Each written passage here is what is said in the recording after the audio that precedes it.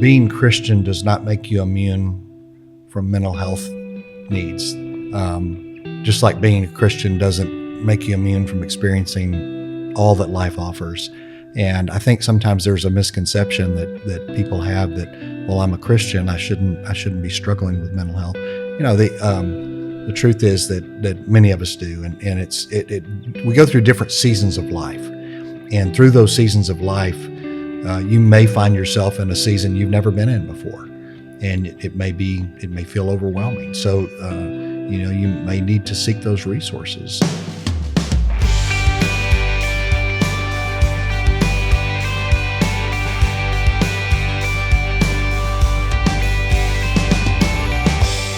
Welcome to the More Than Sunday podcast, where we tackle tough questions about faith that many people have, but some are afraid to ask. I'm Rohini Drake, and I'm on staff here at First United Methodist Church Richardson. And each week, we're going to have two guests join me to tackle some of these tough questions. Now, if you've listened to any of the previous 4 seasons of the More Than Sunday podcast, we're excited that in season 5, we've added a few new features. We've added some coffee mugs, some couches, and cameras. So, in addition to being able to listen to this podcast on your favorite podcast player, you'll now get to watch it as a video podcast on the FUMCR YouTube channel, youtube.com/FUMCR. So this week, we're asking the question, is it okay to not be okay? And I'm so grateful to be joined by Katy Vandruff, a licensed professional counselor associate, and Clayton Oliphint, senior pastor here at FUMCR, who also happens to be Katy's dad. Thank you both for being here to discuss the topic of mental health from your unique perspectives. It's good to be here. Yeah, we're really glad to be here. So I want to just kind of jump into maybe an overall type question about mental health. Katy, I'll ask you, how do you describe that for people who are like, well, how is mental health maybe different from physical health? Mm-hmm. Yeah, I think when we're talking about mental health, we're talking about our emotional, our psychological, and social well-being. And so just like we have a physical health, it's important to remember that we have a mental health, and that mental health is health, and that is something that we should take a look into. We should be checking in on. We should be aware of. I like the t-shirt. Mental health is health. Yeah, if you're just listening to this and you're not watching, her t-shirt says mental health is health. And fantastic, perfect shirt for this. On point. On point.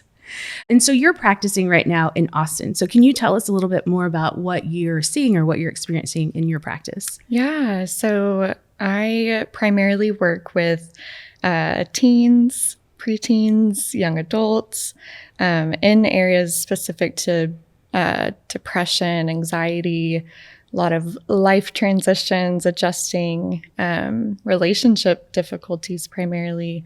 And yeah, it's been a really great experience for me getting to, as I'm in this associateship period on my way to becoming fully licensed, to kind of be getting a feel for clients that I want to work with and clients that I enjoy. And I've really been drawn to the teens and young adults, maybe because I can relate to some of what they've been through, but it's been really interesting just the amount of teens needing mental health right now and mental health support.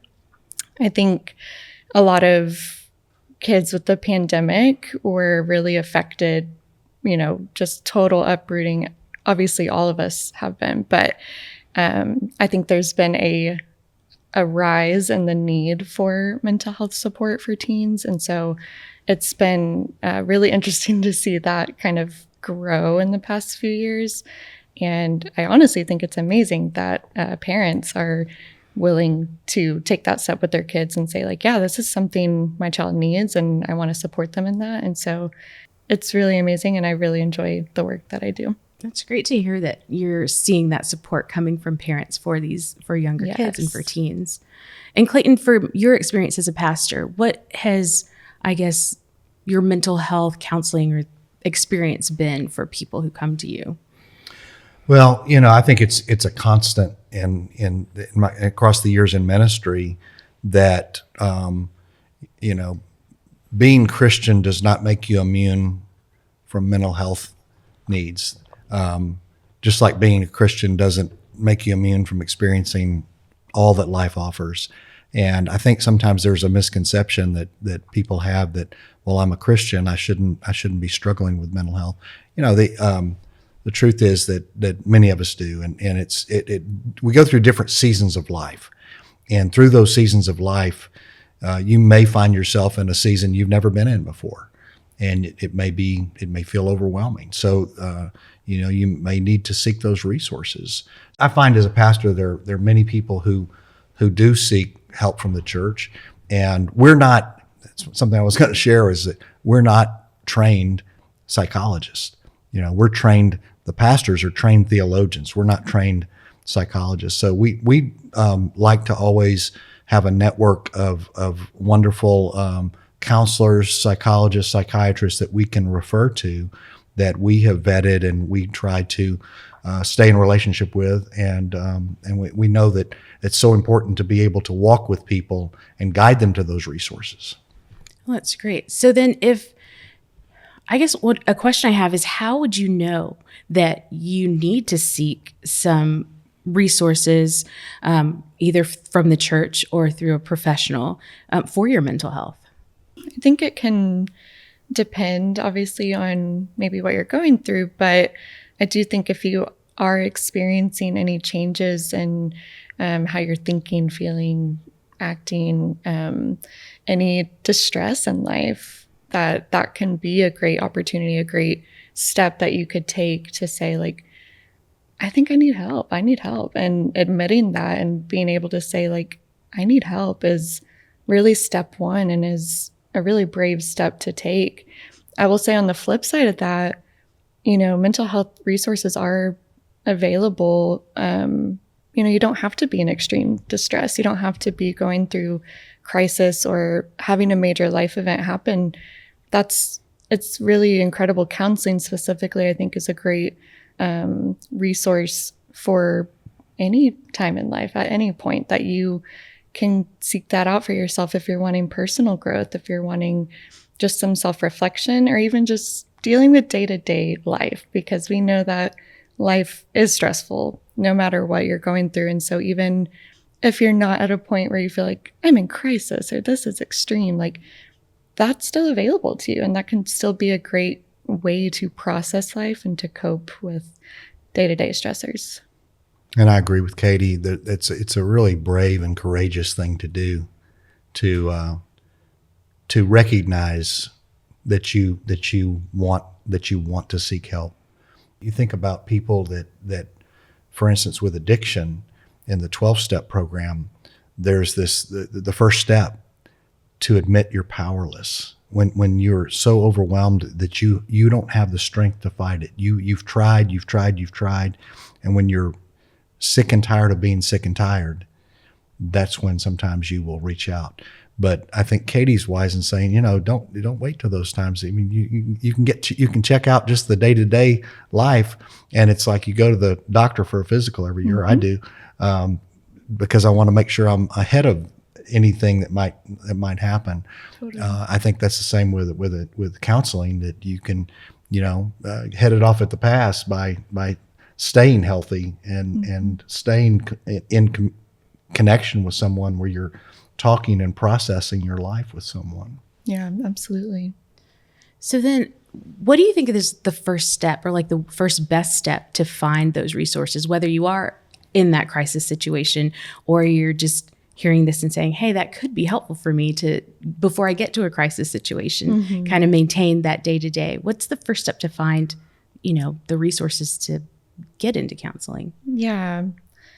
There are so many different resources now to be able to get help. And so I think the mental health field is expanding in that way, where, this is a major city in Richardson and Dallas. And so there are tons of professionals out there who work in mental health: psychologists, psychiatrists, licensed professional counselors, social workers.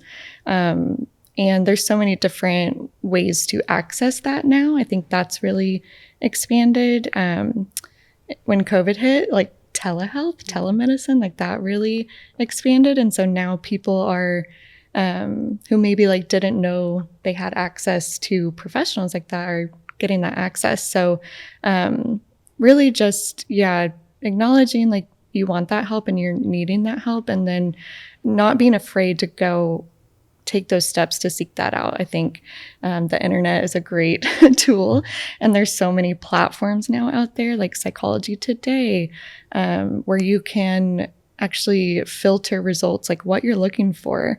Like, I need help with depression and I live in this area and I have this insurance. Like, you can filter it that way and really kind of get a glimpse at here's my options. I also think like family and community support is important. And so when we're able to share those resources with others in our life, whether it's family members or like church community, saying like, hey, here's some options for you, here's some resources. I think that is really important to do as well. Yeah. Katy, do you think that it's that during the pandemic with the rise of telehealth, where you can see a counselor by Zoom, do you think that there's somehow that's made it less threatening for people to be able to access counseling that maybe wouldn't have gone in person but are willing to do a Zoom call or something? I do, yeah. I think it actually, like, there are people more comfortable online than in person. And maybe that says something about like where we are in this day. But I also think like, you take a moment in time when we weren't able to be together. We weren't able to have that human connection. And suddenly, like, you can do that virtually. I think it's been an incredible tool and resource that we get to have as therapists. And even now, like, now that things have opened back up more and people are, wanting to meet in person again, like, I still have majority of my clients that are like, no, I'm good because this telehealth thing works for my lifestyle. I'm comfortable. I'm used to it now. And maybe, parents who would have to like take off work or would have to arrange childcare are now able to hop on a Zoom call when maybe it fits better than having to like take an hour additional out of your day to drive, to drop kids off. So I think there's so many benefits to it and pros to that. There are.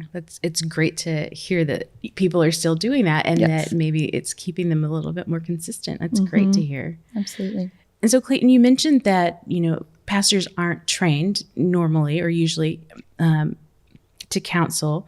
And so you direct people to certain resources that, you've vetted. Do you feel like there's a difference or a direction that you point people to, either faith-based counseling or not? And are there advantages to faith-based counseling? I think, it depends on the person and what they're looking for and the help that they need.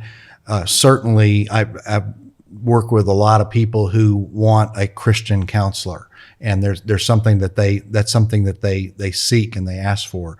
And I think there are real positives that you would seek someone who would understand your frame of reference as a Christian and what your values and what's important to you and the story of faith and how that plays into life.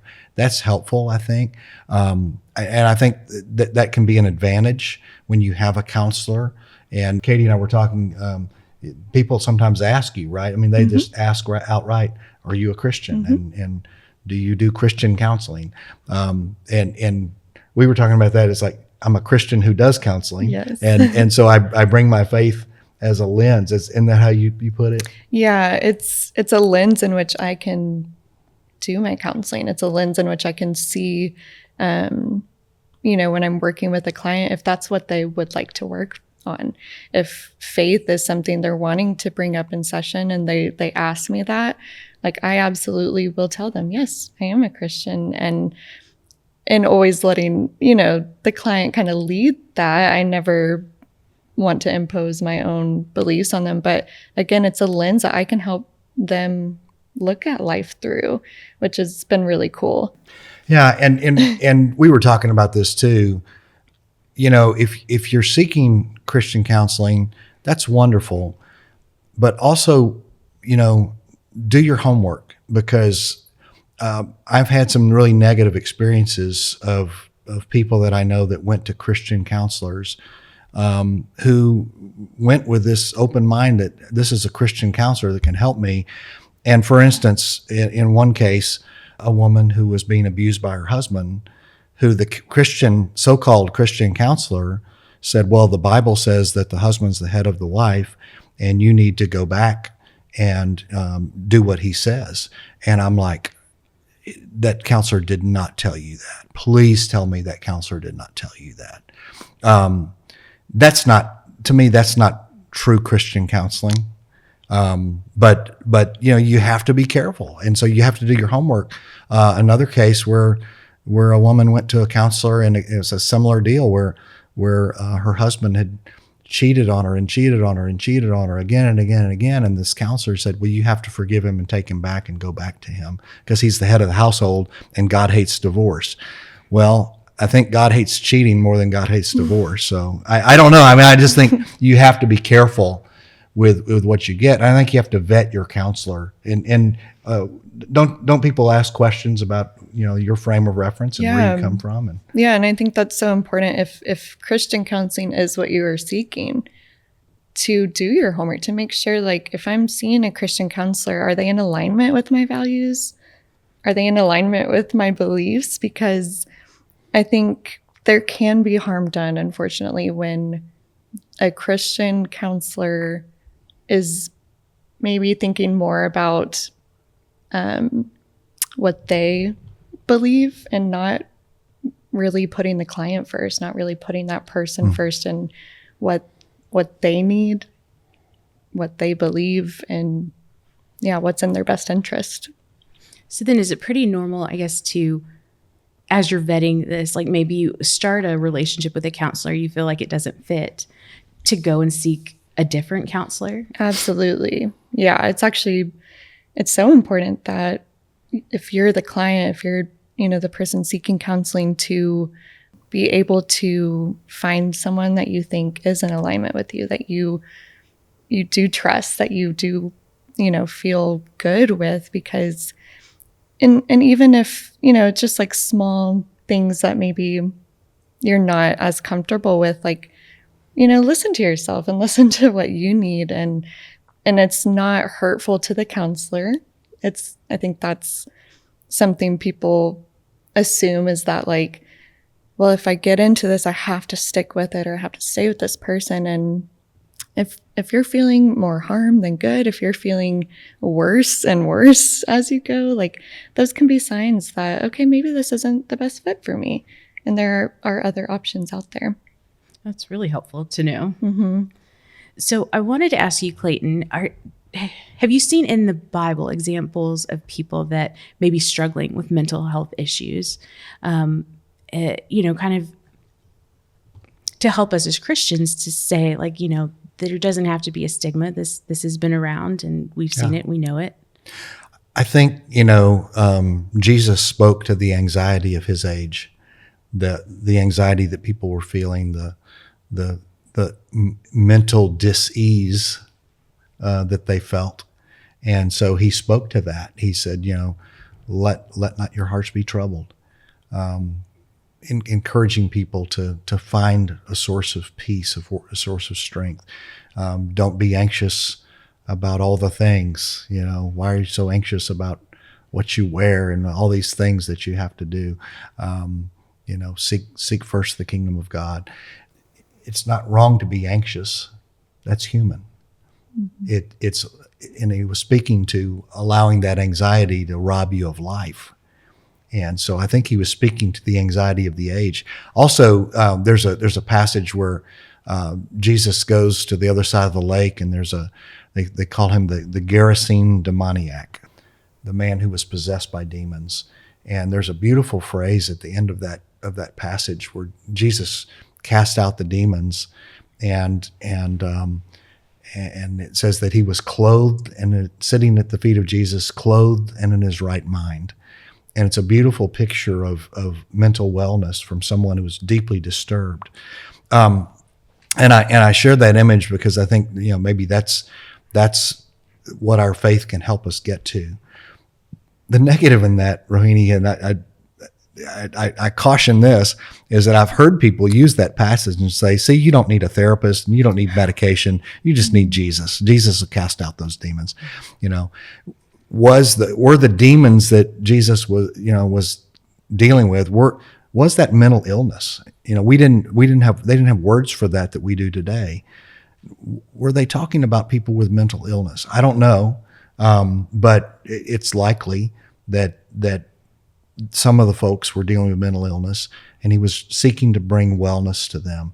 And so I always say to people, yes, Jesus can help you, and Jesus can help you be in your right mind, but see a therapist and do the things that you need to do to get help.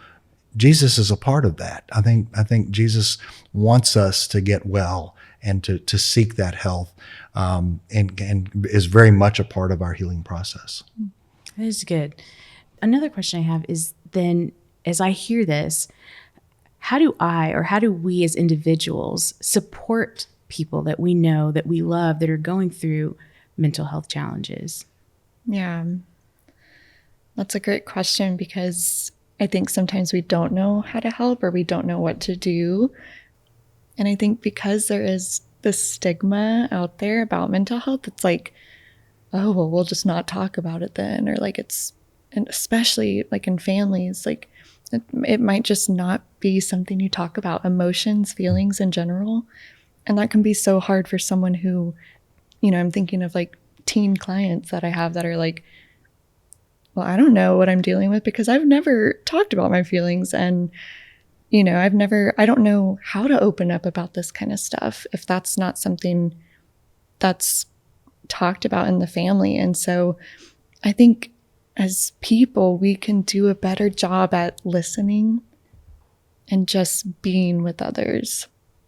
We can do a much better job at just putting aside our own thoughts about things, judgments, and simply like just be there with others, listen to them, and validate what they're going through.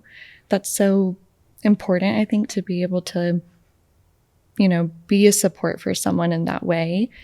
And even just not being afraid to check in on your friends or family, not being afraid to ask questions. Like if you do notice changes, if there are, major life events happening and you're worried about someone, like, yeah, ask them how they're doing. Like, take that upon yourself to be someone who's going to check in with someone, who's going to listen to them, who's, not going to be afraid to say, like, do you need help? What can I do to help you? What do you need right now?